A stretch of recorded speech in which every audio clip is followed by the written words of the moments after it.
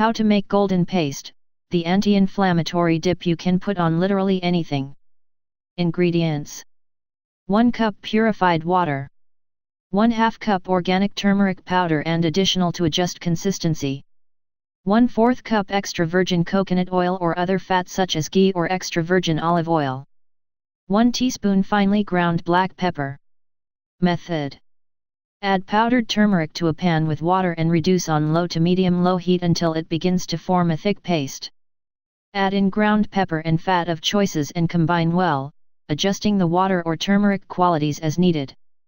You may also choose to add in approximately 1 to 2 tablespoons of raw honey and about 1 to 2 teaspoons of other warming spices that pair well with turmeric such as nutmeg, curry powder, cinnamon, cardamom, or salt, if you wish.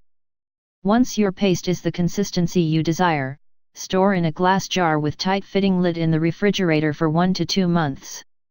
Dilute and consume 1 to 2 teaspoons of your paste a day in warm water, juices, smoothies, teas, golden milks, nut butters and snacks, stir-fries, stews, dressings and other savory items.